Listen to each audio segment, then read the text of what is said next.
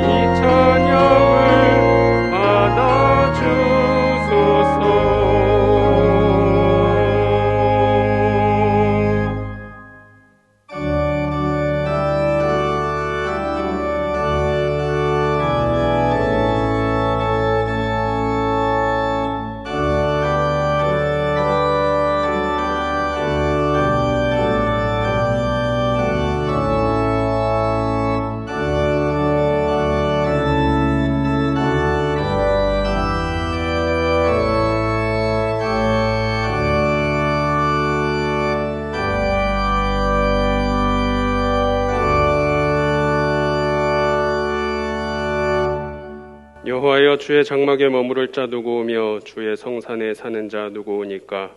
정직하게 행하며 공의를 실천하며 그의 마음에 진실을 말하며 그의 혀로 남을 허물하지 아니하고 그의 이웃에게 악을 행하지 아니하며 그의 이웃을 비방하지 아니하며. 아멘. 우주 만물을 지으신 아버지 하나님, 거룩한 주일을 기억하여 각자의 자리에서 예배드리게 하심을 감사드립니다.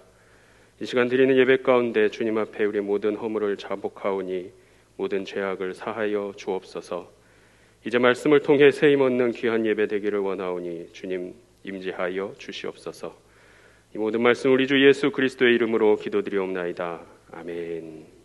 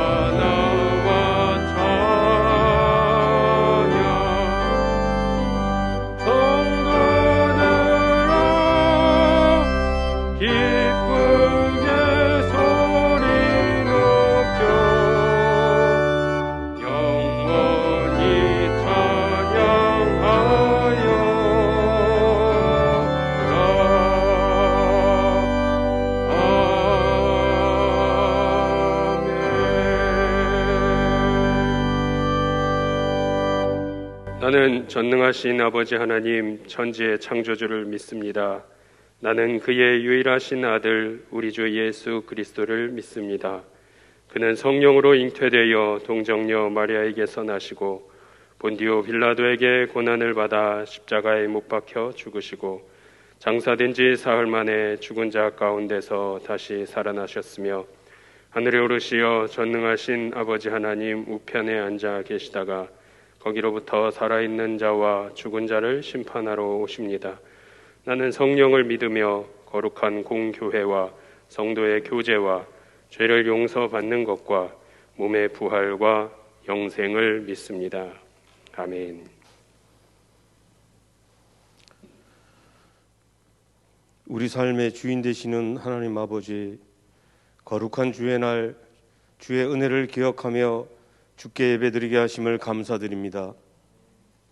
이 시간 우리의 모든 허물과 연약함을 십자가 앞에 내려놓게 하시고 하나님의 은혜와 사랑으로 우리를 덮어주시사 하나님의 음성을 듣는 귀한 시간이 될 수 있도록 인도하여 주옵소서. 주님의 인도하심과 동행하시는 가운데 올 한 해의 절반을 보냈습니다. 돌이켜보면 매 순간순간이 감사였고 모든 되어진 일들이 주님의 은혜였습니다. 잘됨으로 인해 기쁨을 주셨고 잘되지 않음으로 인해 겸손을 배웠습니다. 때로는 연약했고 때로는 부족했고 때로는 죄와 허물로 인해 하나님 앞에 설 수 없었지만 그때에도 우리를 향한 주의 손을 거두지 아니하시는 신실하신 하나님을 알았습니다. 이제는 오직 여호와 이레 하나님만 의지하오니 남은 하반기도 우리들의 모든 삶을 지켜 주옵소서. 무엇보다도 코로나로 인한 고난과 혼란의 때에 우리를 지켜주시는 하나님, 인간의 지혜와 명체를 다해 노력해보지만 이 문제를 완전하게 해결하실 분은 오직 주님뿐이심을 다시 한번 깨닫습니다. 주님, 우리들을 불쌍히 여기시고 이 어려움으로부터 주의 백성들을 구하여 주옵소서. 특별히 교회를 향하신 주님의 특별하신 계획을 믿고 의지하오니 위기와 고난의 어려운 시기에 우리 교회가 세상의 모범이 되고 저들을 구원하는 방주의 사명을 잘 감당케 하옵소서. 섬김과 치유의 삶을 사셨던 예수님의 모습을 우리가 실천함으로 교회의 참 모습과 선한 영향력으로 세상을 향한 빛과 소금의 사명을 잘 감당케 하옵소서. 이 어렵고 험한 세상을 살아감에 있어 우리의 순간순간 살아계신 주님께서 인도하시고 동행하심을 느끼고 의지하며 살아가기를 원합니다. 언제나 우리의 하루가 말씀을 통하여 우리의 선택이 이루어지며 말씀 가운데 충만한 지혜로 말미암아 우리의 삶이 온전한 자유를 누리며 살게 하옵소서. 하나님의 말씀 우리의 발에 등불이오니 어리석은 우리의 지식이 기대지 않게 하시고 오직 주님의 말씀으로 비추어가며 우리의 삶을 걸어가게 하옵소서. 주님 말씀하시면 나아가며 주님 뜻이 아니면 멈춰서는 순종의 삶을 살게 하옵소서. 지금 이 시간 오직 주님께서만 해결하실 수 있는 절실한 문제를 가지고 간절히 기도하는 저희들의 기도를 주님 들으시고 응답하여 주옵소서. 우리가 만난 문제와 고난을 통해 주님과의 관계가 깊어지게 하시고 주님께서 우리의 문제를 해결하심을 보며 주님을 향한 우리의 믿음이 더욱 굳건해지는 축복의 시간이 되게 하여 주옵소서. 오늘도 귀한 말씀을 전하시는 담임 목사님을 성령의 능력으로 붙들어 주시고 생명의 말씀으로 우리의 영혼을 깨우쳐 주옵소서. 선포하시는 말씀을 통하여 우리의 영이 새로워지게 하시고 힘과 지혜를 얻을 수 있는 귀하고 복된 시간이 되게 하옵소서. 예배를 돕는 많은 손길들을 주님 기억하여 주시고 특별히 강성윤 청년이 정성껏 준비한 찬양을 주님 기뻐 받아 주옵소서. 여호와께서 너를 지켜 모든 환난을 면하게 하시며 또 내 영혼을 지키시리로다. 우리의 살아가는 삶이 참으로 어렵고 힘이 듭니다. 하지만 우리의 삶 속에서 두렵거나 외롭지 아니한 것은 주의 지팡이와 막대기가 나를 인도하시며 지키심을 믿는 믿음입니다. 우리의 삶 가운데 늘 주님을 기억하게 하시고 에녹과 같이 늘 주님과 동행하게 하옵소서. 우리를 늘 지키시며 인도하시는 선한 목자 되시는 예수님의 이름으로 간절히 기도드립니다. 아멘.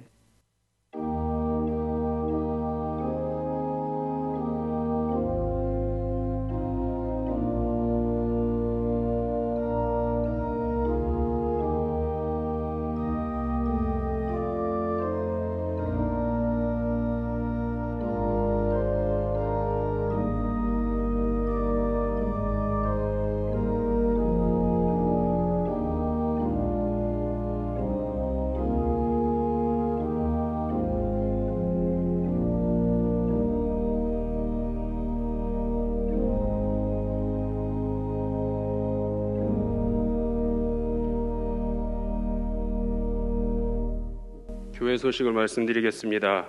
모든 공적 예배는 온라인 예배로 드립니다. 온 가족이 함께 가정에서 경건하게 예배드리시기 바랍니다. 교회 학교 예배는 온라인 예배로 드립니다. 교우 소식입니다. 무명으로 범사에 감사하여 아름다운 화분을 헌물하셨습니다. 이제 488장 부르시면서 봉헌하겠습니다.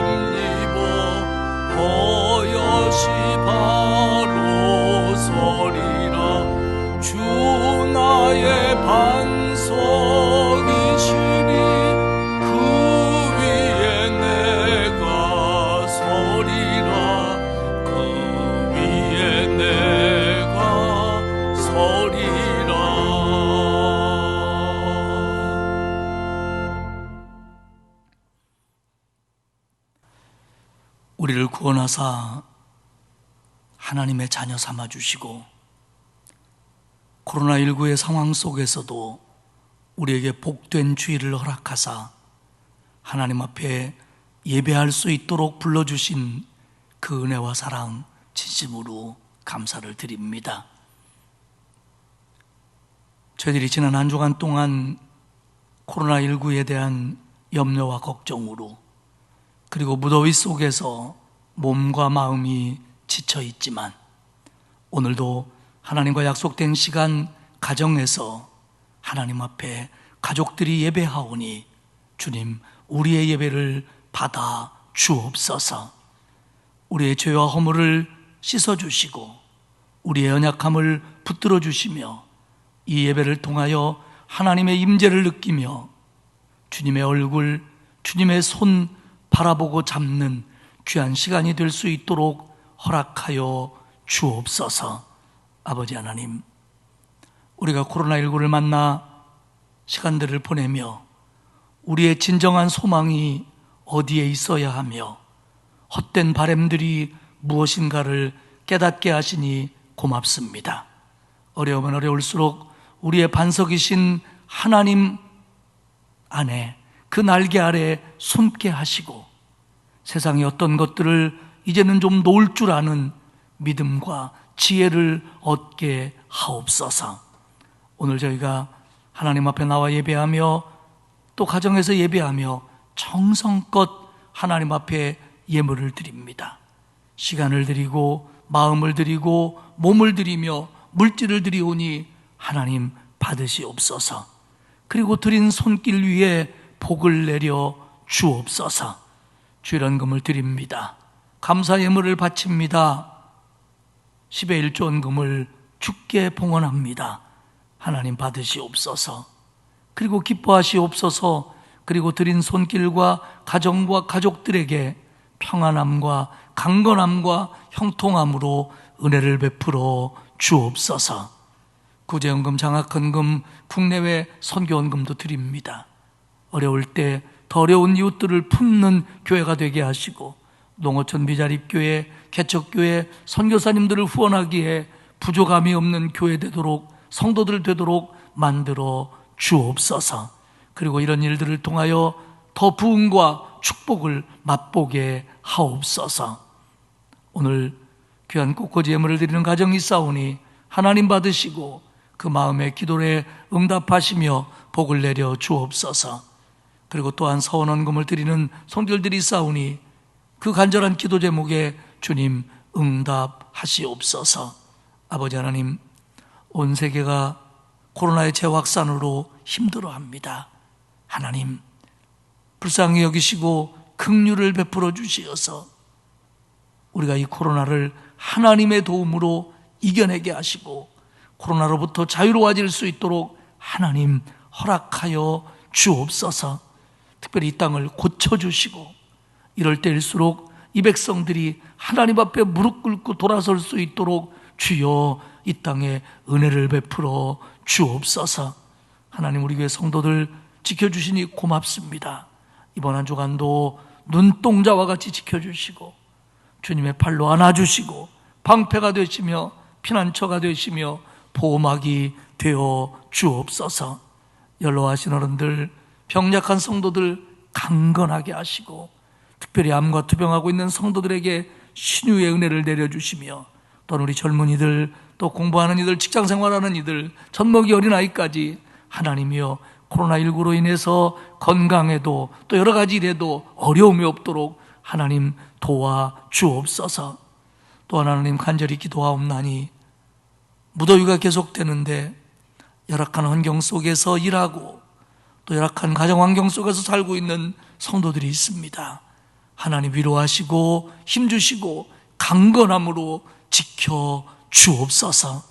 아버지 하나님, 우리가 비록 예배당에 다 모여 예배드리지는 못하지만 가정에서 영과 진리로 예배하게 하시고 어느 때보다도 진지하게 하나님 앞에 서게 하시며 주님 주시는 크신 은혜를 경험하는 복된 예배 되게 하옵소서. 하나님 간절히 기도합니다. 이번 한 주간도 코로나와 무더위 속에서 성도들의 모든 것들을 지켜주셔서 영적으로 기뻐하게 하시고 삶 속에 감사가 있게 하시고 하나님의 보호를 받으며 손대어하는 일에 형통하도록 강건함으로 지켜 주옵소서. 감사드리며 예수님의 이름으로 기도하옵나이다. 아멘.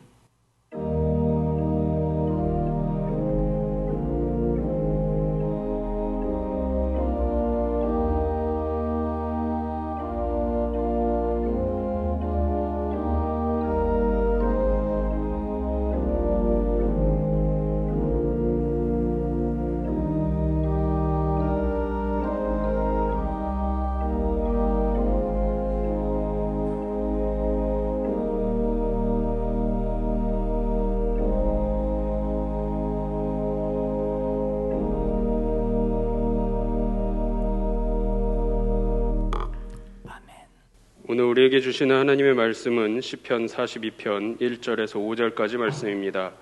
구약성경 833페이지입니다. 시편 42편 1절에서 5절까지 말씀 봉독하겠습니다. 하나님이여, 사슴이 시냇물을 찾기에 갈급함같이 내 영혼이 주를 찾기에 갈급합니다. 내 영혼이 하나님 곧 살아계시는 하나님을 갈망하나니 내가 어느 때에 나아가서 하나님의 얼굴을 배울까? 사람들이 종일 내게 하는 말이 내 하나님이 어디 있느냐 하오니 내 눈물이 주야로 내 음식이 되었도다. 내가 전에 성의를 지키는 무리와 동행하여 기쁨과 감사의 소리를 내며 그들을 하나님의 집으로 인도하였더니 이제 이 일을 기억하고 내 마음이 상하는도다. 내 영혼아, 내가 어찌하여 낙심하며 어찌하여 내 속에서 불안해하는가? 너는 하나님께 소망을 두라. 그가 나타나 도우심으로 말미암아 내가 여전히 찬송하리로다. 아멘. 강성윤 청년의 1000번을 불러도 찬양 후에 담임 목사님께서 낙심에 대한 처방책이라는 제목으로 말씀 선포하시겠습니다.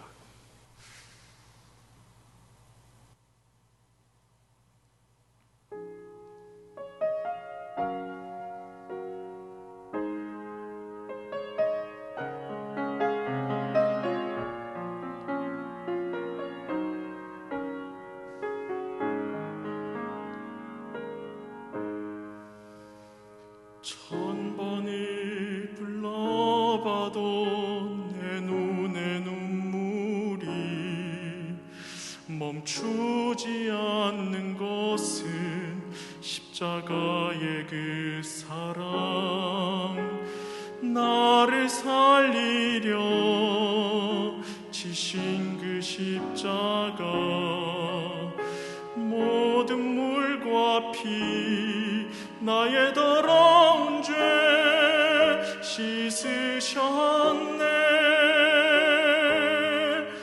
나를 향한 그 사랑, 생명을 내어주사 영원한 생명을 내게 주심을 감사해.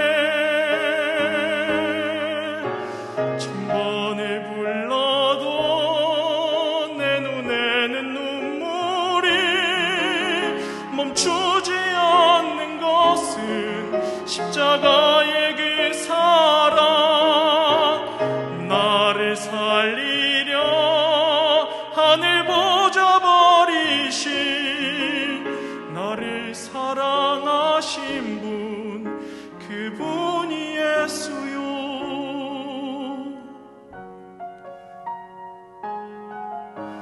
천 번을 불러봐도 내 눈에 눈물이 멈추지 않는 것은 십자가의 그 사랑, 나를 살리려 지신 그 십자가, 모든 물과 피 나의 더러운 죄 씻으셨네. 나를 향한 그 사랑, 생명을 내어주사 영원한 생명을 내게 주심을 감사해. 천 번을 불러도 내 눈에는 눈물이 멈추지 않는 것은 십자가의 그 사랑, 나를 살리려 하늘 보좌 버리신 나를 사랑하신 분, 그분이 예수요. 천 번을 불러도 내 눈에는 눈물이 멈추지 않는 것은 십자가의 그 사랑, 나를 살리려 하늘 보좌 버리신 나를 사랑하신 분, 그분이 예수요. 나를 사랑하신 분, 그분이 예수요.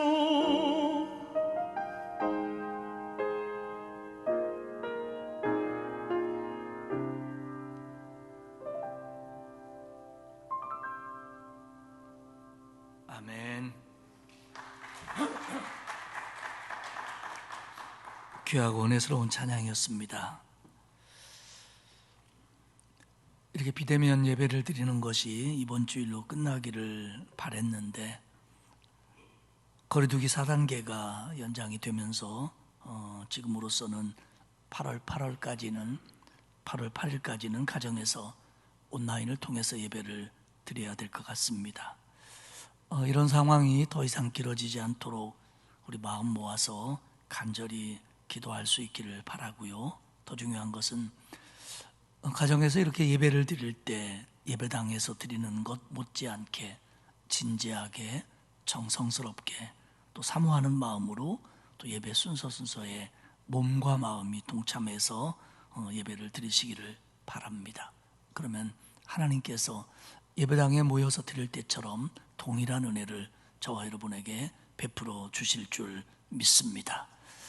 이번 한 주간도 개인적인 방역에 힘써 주시고, 특별히 날씨가 굉장히 더운데 어젯밤에도 잠들을 다 설치셨을 걸로 생각을 하는데 특별히 건강에 유의하시기를 바랍니다. 오늘은 시편 42편의 내용을 중심으로 말씀을 전하도록 하겠습니다. 우리 성경에 나와 있는 시편 42편 표제를 보면 고레 자손의 마스길 인도자를 따라 부르는 노래라고 말하고 있습니다. 고라 자손의 마스길은 교훈, 묵상이라는 의미입니다. 그러니까 결국 이럴 때는 이렇게 해야 된다라는 의미로 지어진 시편이라는 뜻입니다. 고라 자손의 마스길, 고라 자손에 의해서 지어졌거나 아니면 누군가가 지은 시편을 고라의 자손들이 보관하고 수집하고 계승해서 그리고 그것을 가지고 성전 예배에서 불렀거나 연주했거나 그리고 찬양을 인도한 그런 곡이다, 그런 시편이다, 이런 내용입니다. 고라 자손들은 음악적인 그 달란트가 참 좋았던 가문입니다. 그래서 성전 예배 시에 불려졌던 그 시편들을 나름대로 수집도 하고 보관도 하고 계승도 했어요. 그리고 또 찬양도 했고요. 이런 귀한 일을 담당하는 가문이 고라 자손입니다. 그런데 성경을 좀 거슬러 올라가 보면 고라 자손이 이렇게 영광스럽기만 한 가문은 아니었습니다. 고라는 모세와 아론 형제의 사촌이었습니다. 레위인이죠. 민수기 16장에 의하면 고라가 중심이 되어 무리들이 모세와 아론을 대적했던 사건이 나옵니다. 그 이유는 대제사장 직분이 왜 아론의 자손에게만 국한되고 고라 자손 같은 자기들과 같은 사람들은 제사장이 되지 못하고 성전에서 보조 역할만 해야 되느냐 하는 것에 대한 불만이었습니다. 이것은 하나님께서 정하신 내용인데 그들이 받아들이지를 못하는 거예요. 그래서 중간 지도자 250명과 함께 모세를 대적합니다. 그 결과로 하나님의 징계로 인해서 고라를 비롯한 그 일에 참여한 사람들이 다 죽습니다. 하지만 하나님께서는 은혜를 베풀어 주사 고라 자손들이 하나님의 성전에서 하나님께 찬양을 드리는 일에 관한 사역을 하게 합니다. 어떤 때는 직접 지키도 했을 거고요, 어떤 때는 보관도 하고 계승도 하면서 이런 일을 감당을 했습니다. 바로 시편 42편이 고라 자손들의 그런 애씀의 노력으로 남아있는 시편입니다. 42편을 우리가 다룰 때에 또 하나 중요한 것 하나는 43편과의 관계입니다. 대부분의 성서학자들은 시편 42편과 43편이 원래는 하나의 시편이었을 걸로 봅니다. 내용의 연결성을 볼 때도 그렇고요, 특별히 이 42편의 후렴구인 5절과 11절, 그러니까 내 영혼아 내가 어찌하여 낙심하며 어찌하여 내 속에서 불안하여 하는가, 너는 하나님께 소망을 두라로 되어 있는 이 시편 42편의 후렴구 두 번 나오거든요. 이것이 43편 5절에 똑같이 나옵니다. 그렇기 때문에 이것이 같은 시편이었을 걸로 보는 겁니다. 실제적으로 구약 성서의 헬라어 역번인 70인역이 있습니다. 그 70명이 번역을 했다 그래서 70인역이라고도 부르고요, 알렉산드리아에서 번역을 했다 그래서 알렉산드리아 역본이라고도 부릅니다. 이 70인역 그리고 라틴어 역본 등에는 시편 42편과 43편이 하나의 시편으로 묶여져 있습니다. 오늘은 42편을 중심으로 43편의 말씀까지 함께 다루도록 하겠습니다. 시편 42편은 탄식시입니다. 오늘 42편을 지은 시인이 누구인지는 정확하게 모르지만 극심한 절망 속에서 내가 하나님께 버림받은 것이 아닌가라고 생각할 정도로 심각한 영적 딜레마에 빠져 있습니다. 주변에 있는 대적들은 내 하나님이 어디 있느냐 하면서 조롱까지 합니다. 시인은 낙심과 절망의 마음이 한쪽에 있고 한쪽에는 하나님에 대한 신뢰와 소망의 마음도 가지고 있습니다. 이 두 마음이 계속 갈등을 하는 겁니다. 그것도 여러 번입니다. 극심한 절망과 낙심 속에서 깊은 영적 갈등을 겪으며 오늘 시인이 얻어낸 결론은 뭐냐? 바로 후렴구입니다. 너는 하나님께 소망을 둬라. 여기서 너는 자신입니다. 나는 그가 나타나 도우심으로 말미암아 내 하나님을 여전히 찬송하리로다.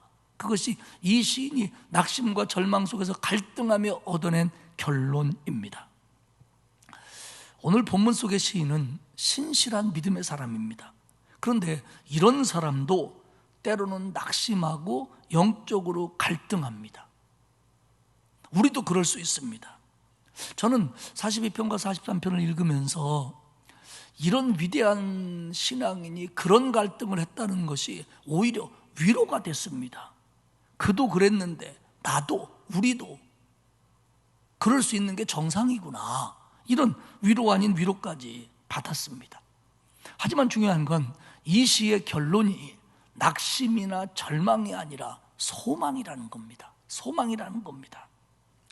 사람은요, 자신이 곤경에 처했을 때보다 건강하고 일이 잘 풀리고 행복할 때, 또 그런 인생이 이어질 때 그의 인생관은 긍정적이고 진취적이 되는 게 일반적입니다. 그런데 너무 곤경에 빠지면 긍정적인 인생관을 갖기에 참 어렵습니다. 세상에 흔히 얘기하는 말 가운데 이런 말이 있어요. 예쁜 여자들은 성격이 좋다고. 왜 성격이 좋냐면 모든 남자가 다 잘해주거든요. 그러니까 세상이 아름다워요. 그러니까 성격이 좋다는 거예요. 웃자고 하는 얘기겠죠. 너무 힘들면 이 마음도 성격도 인생관도 가치관도 비뚤어지기가 쉽다는 겁니다. 신앙도요, 너무 우리의 삶이 너무 어렵고 힘들다 보면 반듯했던 신앙도 때로는 부정적이 될 수도 있고 낙심할 수도 있고 영적으로 갈등할 수도 있다라는 얘기를 지금 시편은 하고 있습니다. 중요한 것은 그럴 수 있다라는 겁니다. 그럴 수 있다라는 겁니다. 그런데 더 중요한 건 뭐냐면 그럼에도 불구하고 우리는 결국 하나님께 소망을 둬야 된다라는 부분입니다. 하나님께 소망을 두는 일은 어떤 고난 속에서도 충분히 가치 있는 일입니다. 그리고 그 절망에서 빠져나올 수 있는 단 하나의 유일한 길입니다. 오늘 시편 기자는 아니, 하나님은 우리에게 말씀합니다. 너는 하나님께 소망을 둬라. 나는 그가 나타나 도우심으로 말미암아 내 하나님을 여전히 찬송하리로다. 오늘 세 부분으로 나누어서 42편과 43편을 좀 생각을 하도록 하겠습니다. 첫째 부분은 탄식입니다. 1절을 볼까요? 하나님이여, 사슴이 시냇물을 찾기에 갈급함같이 내 영혼이 주를 찾기에 갈급하니이다. 시인은 자신의 영적 갈급함을 사슴이 시냇물을 찾기에 갈급함 같다라고 하면서 갈급한 사슴과 자신을 비유합니다. 시냇물을 찾는 사슴, 야, 내가 좀 목이 마른데, 목이 좀 컬컬한데 물 좀 있으면 먹어볼까? 가 아닙니다. 갈급해하는 사슴입니다. 지금 이 사슴은 숨을 헐떡이고 있습니다. 그리고 목이 말라 금방이라도 쓰러질 것 같은 그런 모습의 사슴입니다. 어쩌면 이 사슴은 지금 사냥꾼에게 쫓기고 있는지도 모릅니다. 물을 먹어야 다시 힘을 내어 사냥꾼의 추격에서 벗어날 수 있는데 물을 먹지 못하면 달리지 못하고 달리지 못하면 잡혀 죽을 수도 있다라는 생각을 가지고 물을 찾는 사슴입니다. 갈급함 같이, 갈급하다. 이 히브리어 이 아라그라는 이 단어는 단순히 목말라 하는 것 정도가 아닙니다. 말씀드린 것처럼 목마름 때문에 헐떡이고 울부짖는 모습입니다. 그러니까 아주 강렬하고 절실한 욕망을 표현할 때 이 단어를 씁니다. 아주 그 부분에 대해서 강렬한 거예요. 지금 신앙적으로 얘기하면 하나님밖에 없습니다. 하나님, 지금 이거 나 하나님 아니면 안 됩니다. 하나님이 이 문제를, 내 속의 갈등을, 내 속의 갈증을 하나님만 해결해 줄 수 있습니다. 이런 마음이 사슴이 시냇물을 찾기에 갈급함 같이 내 영혼이 주를 찾기에 갈급합니다 라는 표현입니다. 하나님, 내 갈등은, 내 갈증은, 내 갈급함은 하나님만이 해결해 줄 수 있습니다. 초기 기독교의 인물 가운데 참 빼놓을 수 없는 인물이 어거스틴입니다. 어거스틴이 많은 신학적인 것들에 기반을 쌓죠. 근데 어거스틴이 뭐라고 얘기를 했냐면, 방황을 하다가 다시 하나님께 돌아와서 그가 고백한 내용이 뭐냐면, 내 영혼이 하나님 안에서 안식을 찾을 때까지는 내게 참 안식은 없었습니다. 어거스틴이요, 삶에 갈증이 많았던 사람이에요. 그래서 그 갈증을 해결하기 위해서 행복과 안식을 찾아 방황했던 사람입니다. 청년 시절에 굉장히 방황했죠. 19살 때 동거를 시작합니다. 마니교라고 하는 극단적인 이혼론에 빠지기도 하고 신플라톤주의에 심취도 합니다. 이런 방황들을 합니다. 그러다가 32살에 돌아왔고 33살에 세례를 받습니다. 행복 찾아 방황했던, 안식 찾아 방황했던 그가 하는 말이 뭐냐면, 내가 하나님 안에서 제대로 된 안식을 찾기 전까지는 내게 진정한 안식은 없었습니다 라고 고백을 합니다.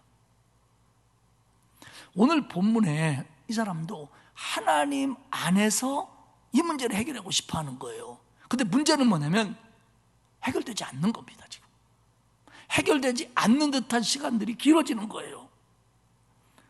2절을 볼까요? 내 영혼이 하나님 곧 살아계시는 하나님을 갈망하나니 내가 어느 때에 나아가서 하나님의 얼굴을 배울까? 지금 시인의 형편은요, 육체적으로 하나님과 멀어져 있습니다. 하나님과 멀어져 있다는 얘기가 뭐냐면 하나님의 성소인 예루살렘과 지금 멀어져 있다는 거예요. 그것도 본인의 뜻과는 관계없이. 그러니까 자신이 예루살렘에서 멀어졌기 때문에 자신은 하나님과 멀어져 있고 하나님을 뵙지 못하는 환경에 있다라고 생각합니다. 물리적으로. 그런데 그런 속에서 이제는 심리적으로, 영적으로도 그런 마음이 드는 거예요. 그래서 이것이 큰 고통이 되는 겁니다. 의기소침해 있고 목말라 합니다. 이런 상황으로 인해서 그의 절망감은 점점 더 심화되어 갑니다. 자신은 지금 하나님의 임재가 자신의 삶 속에서 충족되기를 갈망하고 있어요. 충족되기를 갈망하는데 충족되지 않기 때문에 낙심은 더 커지는 겁니다. 그런 고통은 커졌고 그의 눈물이 밤낮으로 그에게 음식이 됩니다. 지금 이 시편 기자를 위로하고 눈물을 닦아줘야 될 분이 하나님인데 오히려 이는 하나님과 멀어졌다는 것 때문에 눈물을 더 흘리고 있습니다. 사랑하는 여러분, 신앙이 모든 곤경과 어려움을 이겨내는 힘이어야 했는데, 그렇게 배우고 그렇게 믿었었는데, 내가 지금 내 신앙이 그렇지 못하다는 것 때문에, 그렇게 해주지 못한다는 것 때문에 믿음이 없는 건 아닌데, 이 믿음은 모든 걸 이길 수 있다라고 믿고 왔는데 지금 자신은 그렇게 하지 못하기 때문에 그러다 보니까 더 힘들고 절망이 되고 그러다 보니까 더 흔들리고 있다는 솔직한 고백입니다. 옆에서 적들은 말합니다. 3절에 보면 내 하나님이 어디 있느냐? 너 믿음 있다며, 하나님 믿는다며, 그러면 네가 하나님을 필요로 할 때 너의 하나님은 도대체 뭐 하고 있는 거냐? 이런 얘기들입니다. 결국 이런 얘기를 들으니까 눈물만 나고 더 절망감에 빠지는 겁니다. 4절에서 그는 회상합니다. 내가 전에 성의를 지키는 무리와 동행하여 기쁨과 감사의 소리를 내며 그들을 하나님의 집으로 인도하였더니 이제는 이 일을 기억하고 내 마음이 상하는도다.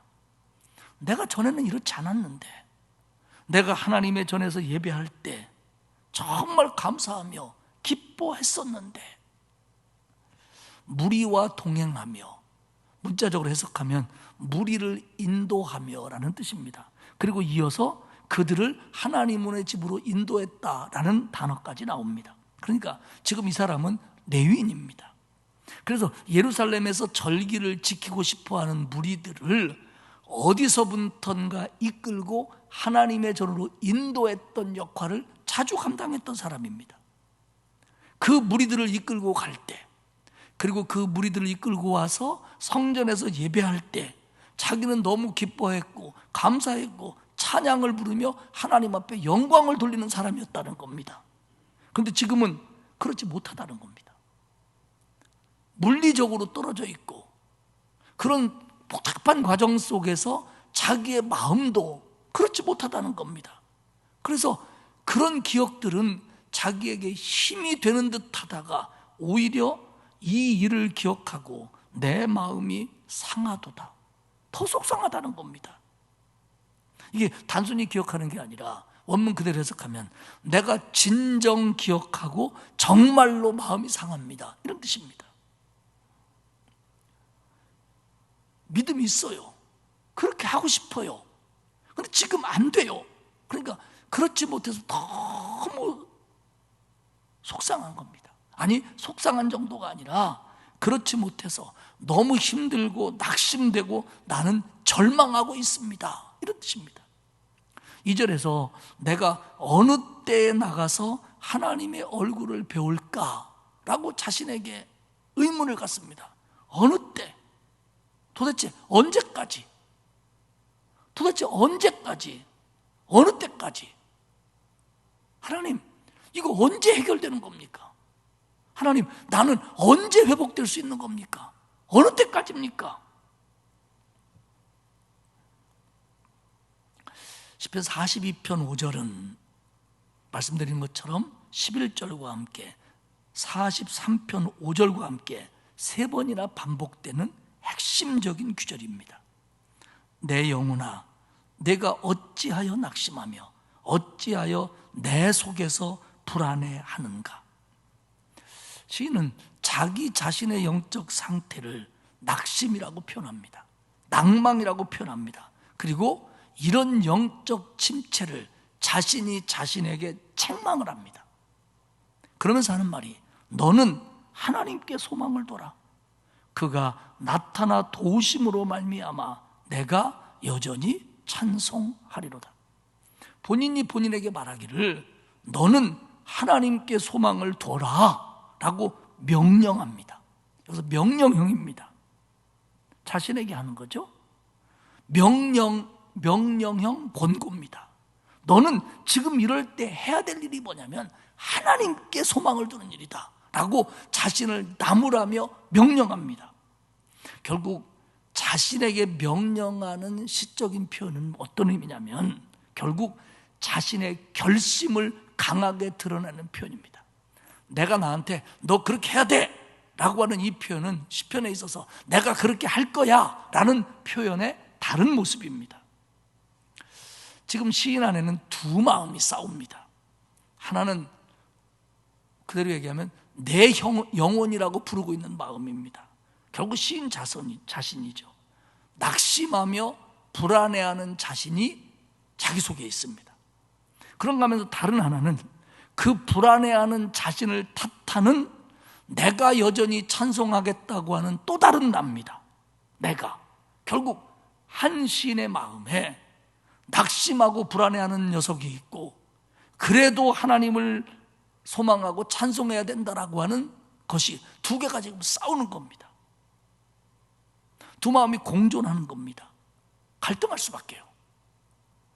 이게 영적인 갈등입니다. 한쪽에서는 내가 하나님 안 믿는 거 아니야. 믿었어. 나도 찬양하고 기뻐하고 감사할 때 있었어. 그런데 지금은 안 되잖아. 지금 내 현실이 이렇잖아. 나는 낙심할 수밖에. 라는 마음과, 아니야, 그래도 나는 하나님께 소망을 두어야 돼. 여전히 하나님을 찬송해야 돼. 너 그러면 안 돼. 라고 하는 또 다른 나가 내 안에서 싸우고 있는 겁니다. 그러니까 속이 아니죠. 삶이 아니죠. 이 싸우는 것 때문에 더 낙심이 되지요. 그러다가 결국 시인은 결심합니다. 그리고 낙심하고 불안해하는 이 녀석을 책망합니다.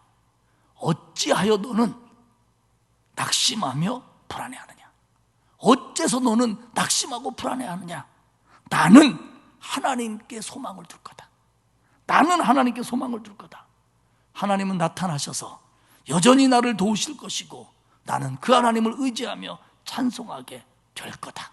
그러니 너 그러면 안 돼. 나는 이럴 거야. 그러면서 하나님께 소망을 두는 마음이 그 속에서 이깁니다. 사랑하는 여러분, 우리가 어떤 일을 만나든 어떤 상황에 처하든 내 마음에서 어떤 마음이 일어나든 가장 중요한 신앙적인 결단은 뭐냐면 하나님께 소망을 두는 겁니다. 하나님을 바라는 겁니다. 그런데요, 중요한 것 하나는 뭐냐면 이런 갈등과 현실의 깊은 어려움 속에서, 그런 어려움 속에서 실망이 없다면 거짓말일 겁니다. 이런 상황 속에서 하나님께 소망을 둔다고 하는 것은 하나님께 부르짖어 기도하는 것하고 같은 일입니다. 그러니까 하나님을 바라본다, 하나님께 소망을 둔다와 하나님을 향해서 부르짖는다, 기도한다는 것은 동전의 양면처럼 같은 겁니다. 시편 69편 3절을 보면 이렇게 기록되어 있습니다. 내가 부르짖음으로 피곤하여 나의 목이 마르며 나의 하나님을 바라서 나의 눈이 쇠하였나이다. 즉 하나님께 부르짖는 걸로 피곤해 있고 하나님을 바라는 걸로 쇠하여 있다. 즉 하나님을 부르짖는 것과 하나님을 바라는 것, 하나님께 소망을 두는 것이 같은 일로 설명이 됩니다. 즉 내가 하나님께 부르짖는 것, 내가 하나님을 바라는 것, 이것이 자기 삶 속에서는 같은 거라는 겁니다. 사랑하는 여러분, 우리는 실망할 수 있습니다. 낙심할 수 있습니다. 시편 기자도 그랬는데요. 그러다 보니까 우리 안에도 두 마음이 갈등할 수도 있습니다. 그런데 그때 중요한 건 항상 하나님께 소망을 두는 내가 이겨야 됩니다. 그리고 그렇지 못한 나를 나무래야 됩니다. 그리고 하나님을 바라며 하나님께 소망을 두며 이 소망이 건실해질 수 있도록 하나님께 부르짖고 기도해야 됩니다. 그런 저와 여러분이 되시기를 축복합니다. 여기서 끝나면 얼마나 좋겠어요? 그런데 두 번째 이어지는 건 또 다른 탄식입니다. 소망을 두기로 결심을 했는데 또 탄식이 나오는 거예요. 6절을 봅시다. 내 하나님이여, 내 영혼이 내 속에서 낙심이 되므로 내가 요단 땅과 헤르몬과 마살산에서 주를 기억하나이다. 지금 영적으로 결단했어요. 그리고 그 실망하는 녀석을 눌렀어요. 그리고 이제 하나님만 바라기로 마음먹었어요.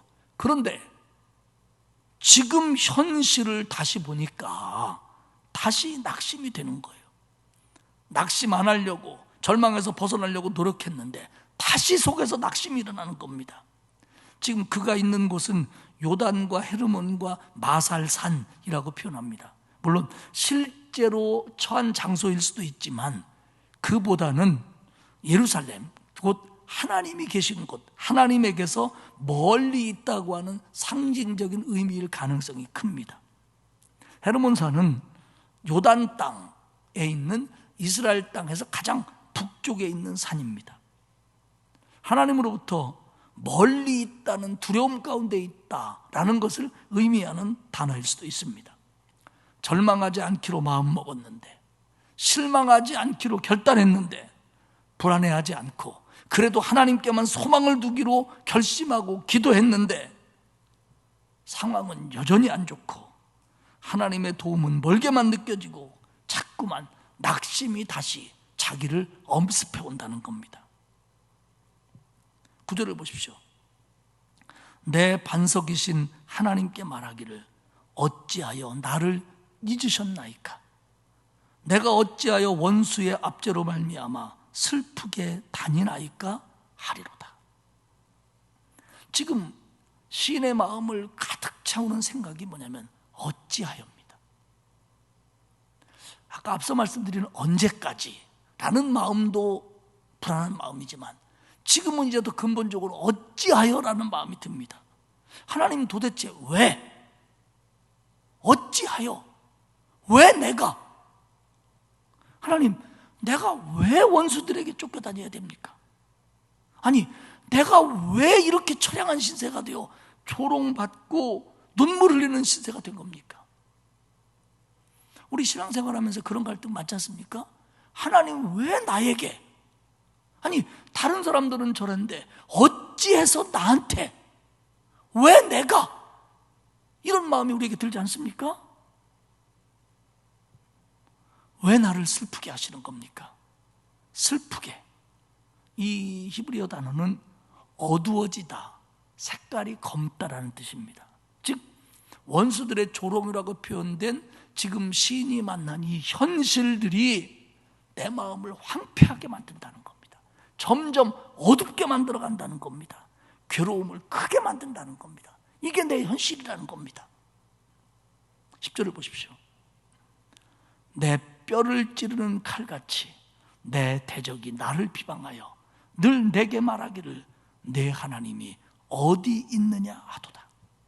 내 뼈를 찌르는, 그대로 해석하면 뼈를 부수다, 뼈를 산산조각 내다, 이런 뜻입니다. 그 시편에서 뼈는 때로는 영혼 같은 표현으로, 시편에서 영혼이라는 건 꼭 뭐 영혼만을 얘기하는 게 아니라 사람의 생명을 말할 때가 많거든요. 시편에서 뼈는 사람의 생명을 얘기하는 때가 많습니다. 그러니까 지금 이 적들이, 이런 상황이, 이런 환난과 곤경이 나를 부숴가지고 내 생명조차 박살내려고 하는 그런 상황 속에 내가 있습니다. 그러면서 저것들이 비웃기를, 그것이 사람일 수도 있고 상황일 수도 있죠. 비웃기를 네 하나님이 어디 있느냐라고 비웃습니다. 지금 널 보니까 하나님도 소용없구나, 이런 말입니다. 그런데요, 중요한 것 하나는 뭐냐면 내 하나님이 어디 있느냐라고 하는 이 말이 과연 그 사람들만의 이야기냐 하는 겁니다. 가끔 이제 우리가 누구한테 얘기할 때요, 부목사님한테 얘기할 때, 아무개 목사님, 그 교인들이 이렇게 자꾸 얘기해. 그럴 때 내가 그 얘기에 전혀 동조를 하지 않거나 절대 그럴 리가 없어 라고 하면 그 말을 하지 않습니다. 다시 말하면 나는 그렇게 말 못하지만 다른 사람들이 그렇게 말한다고 말할 수도 있고, 또 다른 사람이 말하는 걸 나도 조금 동조하니까 그렇게 말하는 겁니다. 즉 하나님, 다른 사람들이 나한테 하는 말이 내 하나님이 어디 있느냐라고 말합니다 라는 말 속에는 하나님, 그런데 사실 그 말을 듣고 보면 나도 그런 생각이 조금 듭니다, 이런 의미예요. 그놈들이 네 하나님이 어디 있느냐라고 말하지만 나는 절대로 그렇게 생각하지 않습니다 라고 생각한다면 여기에 표현하지 않았을 거예요. 근데 이렇게 표현한다는 건 뭐냐면 하나님이 계신 걸 믿고 지금까지 의지하고 신앙으로 살아왔는데 지금 내가 당한 상황을 보니까 하나님은 도대체 지금 무엇 하시는 겁니까 나한테? 이런 생각이 듭니다, 나도. 이런 표현입니다. 내가 지금 뼈가 부서지는 것 같은데, 내가 조롱받고 눈물로 하루하루를 살아가는데 하나님은 멀리 있는 것만 같고 내 마음은 하나님을 통하여 안식과 평안을 누리고 싶은데 그건 안 되고, 도대체 하나님 왜, 어찌하여, 언제까지 이러시는 겁니까? 이 얘기입니다. 그런데 이런 갈등의 과정을 겪으면서 흔들리면서 그가 내린 결론은 결국 전반부에서 내린 결론하고 똑같습니다. 자신을 책망하는 거예요. 11절이죠. 내 영혼아, 야 이 녀석아, 내가 어찌하여 낙심하며 어찌하여 내 속에서 불안해하는가. 또 그러냐? 너는 하나님께 소망을 둬라. 나는 그가 나타나 도우심으로 말미암아 내 하나님을 여전히 찬송하리로다. 너는 하나님께 소망을 둬라. 미래에 대한 모든 문제에 대해서 하나님에 대한 신뢰를 갖고 하나님의 완벽한 때를 우리 기다리자. 나는 기다릴 거야 하는 결단입니다. 결국 또 절망했지만 자기 마음속에서 신앙이 역전을 합니다. 그리고 믿음으로 하나님을 기다리겠다고 다짐을 합니다. 세 번째 부분은 43편입니다. 여기는 기도와 찬양입니다. 앞서 말씀을 드린 것처럼 하나님을 바라본다, 하나님께 소망을 둔다와 하나님께 기도한다는 것은 동절의 양면처럼 같은 것이고 하나입니다. 나는 하나님께 소망을 두지만 기도는 안 할 거야 라고 말한다든가, 나는 기도는 하고 있지만 사실 하나님께 소망을 두는 건 아니야 라는 말은 신앙 안에서는 성립될 수 없는 말입니다. 하나님께 소망을 둔다면 하나님께 기도하는 건 당연한 겁니다. 하나님께 기도하는 사람은 하나님을 바라고 있는 겁니다. 시편 43편에서는 지금까지의 탄식에 벗어나서 하나님께 기도하는 걸로 일관됩니다. 1절에서는 하나님이 공의로운 판단을 하셔서 간사하고 불의한 자들 속에서 자신을 건져달라고 기도하고요, 3절에서는 주의 빛과 주의 진리를 보내시어 나를 인도하시고 주의 거룩한 산과 주께서 계신 곳에 이르게 하소서라고 기도합니다. 주의 빛과 진리를 보내서 나를 인도해달라는 기도입니다. 주의 빛과 진리는 사람을 올바르게 인도하는 역할을 합니다. 또한 빛은 어둠을 몰아냅니다.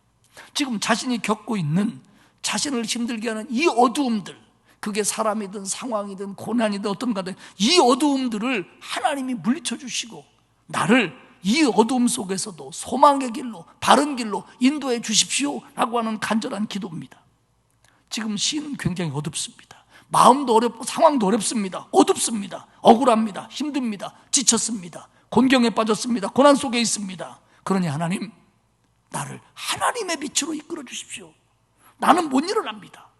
내가 스스로 못합니다. 하나님이 빛과 진리를 나한테 보내주십시오. 4절을 볼까요? 그런즉 내가 하나님의 제단에 나아가 나의 큰 기쁨에 하나님께 이르리이다. 하나님이여, 나의 하나님이여, 내가 수금으로 주를 찬양하리이다. 내가 지금 큰 어려움을 당하고 있고, 물리적으로 하나님과 멀리 떨어져 있고, 심리적으로 하나님과 멀어져 있고, 그래서 낙심하고 절망하고 있지만 하나님, 나는 마음을 추스리고 하나님께 소망을 두고 다시 한번 기도합니다. 하나님, 나의 하나님이여, 나의 힘이신 나의 하나님이여, 내 기도를 들으십시오. 응답하여 주옵소서. 그래서 내가 회복되어 먼저 하나님의 전에 나가 나의 기쁨이신 하나님 앞에 찬양할 수 있도록 만들어 주실 줄 믿습니다. 할렐루야. 그러면서 다짐과 결심의 마무리는 여전히 후렴입니다. 43편 5절 똑같습니다. 내 영혼아, 내가 어찌하여 낙심하며 어찌하여 내 속에서 불안해하는가. 너는 하나님께 소망을 둬라. 그가 나타나 도우심으로 말미암아 내 하나님을 여전히 찬송하리로다. 지금 다 해결된 게 아닙니다.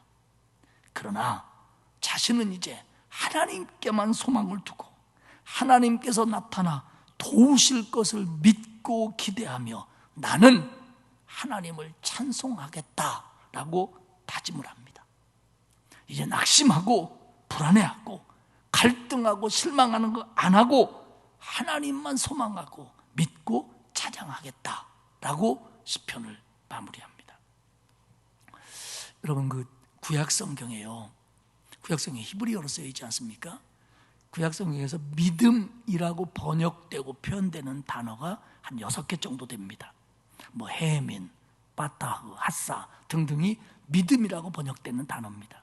그런데 그 믿음 중에서 우리가 흔히 하나님을 믿는다라고 하는 기본적인 믿음을 가리키는 단어가 해민입니다. 내민이라고도 하고 해민이라고도 하는데, 그런데요, 놀라운 건 시편 속에서 믿음을 나타내는 히브리어 단어 중 가장 많이 사용된 것은 하나님을 믿는다라고 하는 이 해민이 아니고 의지한다, 신뢰한다라고 번역할 수 있는 빠따흐입니다. 그 믿음이 제일 많이 사용됐어요. 다시 말하면 시편이 말하고 있는 믿음은 뭐냐면 하나님을 믿는 것과 하나님을 신뢰하는 것, 하나님을 바라는 것이 하나라는 겁니다. 그게 시편 기자가 고난 속에서 말하는 믿음이에요. 하나님이 계신 거, 살아계신 거, 믿는 거, 이 표현보다 하나님을 의지하고 신뢰한다는 믿음, 이 믿음이 시편에서는 훨씬 더 많이 나와요. 하나님을 믿는다는 건 결국 하나님을 신뢰하는 거고 하나님을 의지하는 거고 하나님께 소망을 두는 거다라는 것이 시편이 우리에게 말해주는 말씀입니다. 그리고 그 소망은 시편 속에서 늘 기도로 표현되고 있습니다. 시편 속의 하나님의 사람들은 곤경에 처하고 고난을 많이 당했습니다. 하지만 그래서 절망하기도 하고 낙심하기도 하고 갈등하기도 하고 울기도 했지만, 그러나 그들의 결론은 뭐냐면 하나님을 신뢰하고 하나님을 의지하고 하나님께 소망을 두는 게 믿음이다. 나는 이 믿음을 놓치지 않겠다라고 하나님께 부르짖으며 간구했다는 겁니다. 마틴 로이드 존스의 영적 침체의 원리와 치료라고 하는, 영적 침체의 원인과 치료라고 하는 책이 있습니다. 그쪽에서 마틴 로이드 존스는 뭐라고 얘기하냐면 이렇게 얘기해요. 모든 영적 침체의 궁극적인 원인은 불신앙이다. 그것이 불신앙이 원인이 아니라면 사탄이라도 나에게 아무것도 할 수 없다. 결국 우리가 영적으로 침체되는 건 불신앙 때문이고, 이 불신앙이 있으면 사탄이 나를 가지고 놀 수 있다는 겁니다. 그렇기 때문에 시편 기자는 계속해서 자신에게 너는 하나님께 소망을 둬라. 상황이 아무리 어려우고 낙심이 있어도 하나님께 믿음을 가져야 된다라는 걸 계속 강조하는 이유가 거기에 있다는 거예요. 절망하고 낙심하고 어려워서 내 마음이 불신앙이 될 때 우리는 사탄으로부터 더 많은 공격을 받지만, 아무리 어렵고 낙심이 순간적으로 일어날 수 있지만 믿음을 지키면 이겨낼 수 있다는 겁니다. 그래서 시편 기자가 너는 하나님께 소망을 두라고 자신에게 그토록 얘기하고 있다는 겁니다. 사랑하는 여러분, 성도가 곤경을 당하고 어려움을 겪을 때, 낙심할 때 해결책은 언제나 똑같습니다. 그건 뭐냐면 시편이 말하고 있는 믿음, 하나님을 신뢰하고 하나님을 의지하고 하나님께 소망을 두는 것밖에 없습니다. 이게 인간의 눈에는 아주 단순하고 유치한 처방처럼 보일 수 있어요. 그러나 이것이야말로 절망에 대한 하나님의 처방전입니다. 낙심에 대한 하나님의 해결책입니다. 인간이 만든 해결책은 우리가 어려움을 당하면 그렇게 해보고 싶은 유혹이 우리에게 일어납니다. 그리고 하나님의 처방전이 도움이 안 되는 것처럼 갈등할 때도 있습니다. 그러나 인간이 내린 처방전으로는, 해결책으로는 절대 헤어날 수 없습니다. 하나님만이 우리의 해결책입니다. 사랑하는 여러분, 우리는 어려우면 어려울수록 하나님께 소망을 둬야 됩니다. 뭐 인류의 과학, 의학 뭐 어쩌고 얘기하지만 우리 지금 보고 있잖아요. 하나님만이 해결책입니다. 그렇기 때문에 우리는 이 코로나 속에서도, 그리고 개인적으로 어떤 어려움 속에서도 하나님만 신뢰하고 하나님만 의지해야 됩니다. 낙심이라고 하는, 절망이라고 하는, 영적 침체라고 하는, 갈등이라고 하는 것을 이길 수 있는, 치료할 수 있는 유일한 해결책입니다. 오늘 하나님은 오늘 예배를 통해서, 말씀을 통해서 저와 여러분에게 처방전을 하나씩 끊어주셨습니다. 우리는 처방전을 받았습니다. 이 처방전을 가지고 이제 약국에 가서 약을 사고 그것을 먹는 것은 내 몫입니다. 처방전 받았어도 던져버리면 나한테 아무런 혜택이 없습니다. 그 처방전에는 이렇게 쓰여 있습니다.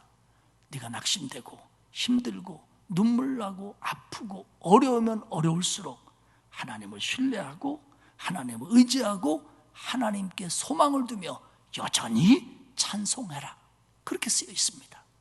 이제 이 처방전을 받아들고 우리는 이 처방전대로 한 주간을 사시기를 축복합니다. 아니, 어려우면 어려울수록 내 인생 평생을 이 처방전대로 사는, 이 말씀대로 사는 저와 여러분이 되시기를 주님의 이름으로 축복합니다. 기도하겠습니다. 하나님 감사합니다. 타락하고 죄 많은 세상 속에서 믿음을 가진 우리들도 곤경과 고난과 어려움 속에 빠져드는 일이 허다한 것이 우리의 삶임을 우리가 압니다. 하나님 감사한 것은 아무리 우리가 곤경에 빠지고 어려움이 오고 낙심되고 절망할지라도 우리가 바라볼 하나님이 있고 우리가 기도할 하나님이 있고 우리에게 힘을 주시며 우리를 건지시며 우리를 반석 위에 세우시는 하나님이 있다는 것으로 인하여 하나님께 감사하게 하시니 고맙습니다. 주님, 오늘의 말씀을 마음에 새겨서 어려운 일로 인해서 믿음이 있다고 하는 나도, 기도한다고 하는 우리도 갈등할 수 있지만, 그러나 우리가 이것을 이겨내고 하나님만 믿고 의지하고 바라보고 하나님께만 소망을 두는 믿음의 결단이 우리 안에 새로워질 수 있도록 우리에게 은혜를 베풀어 주옵소서. 감사드리며 예수님의 이름으로 기도합니다. 아멘. 91장 찬송하겠습니다.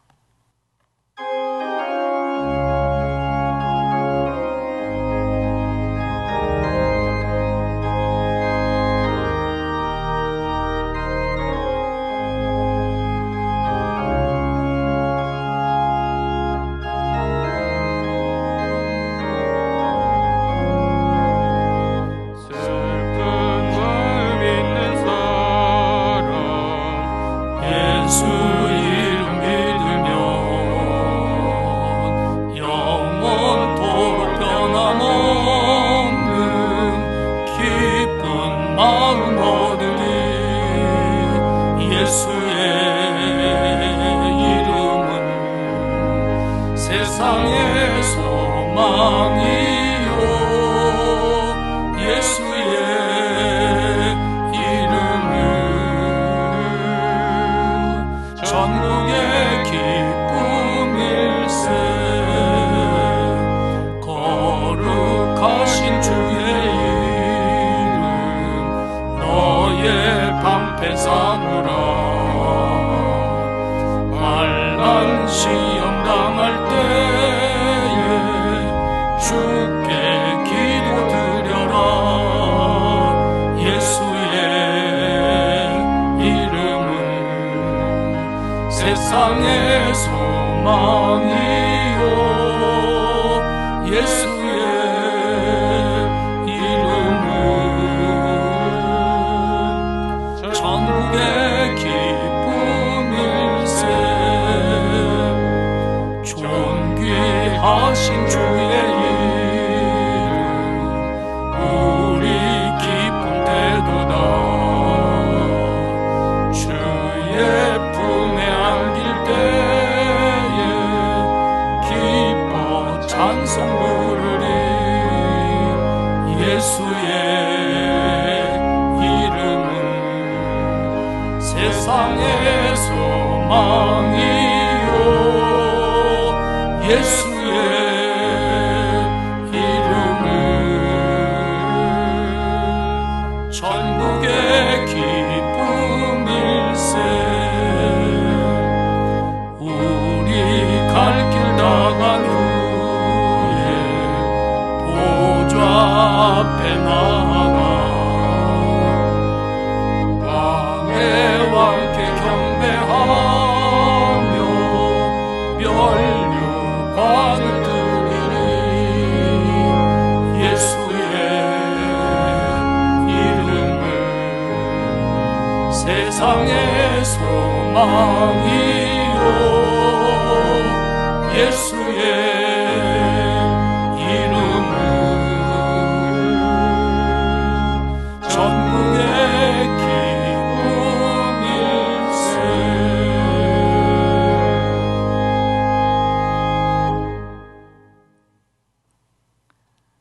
이제는 우리의 소망이신 예수 그리스도의 은혜와 하나님 아버지의 크고 넓으신 사랑하심과 성령님의 감화 감동, 위로 교통하시는 역사가 아무리 어려워도, 아무리 힘들어도, 그래서 낙심되고 절망하며 갈등이 일어날지라도 오히려 그 마음을 책망하며 나는 하나님께만 소망을 두겠습니다 라고 다짐하며 새롭게 일어서는 온 성도들 머리머리 위에와 그 가정과 일터 위에와 그리고 우리 교회, 이 나라 위에 이제로부터 영원토록 함께하옵시기를 간절히 축원하옵나이다. 아멘.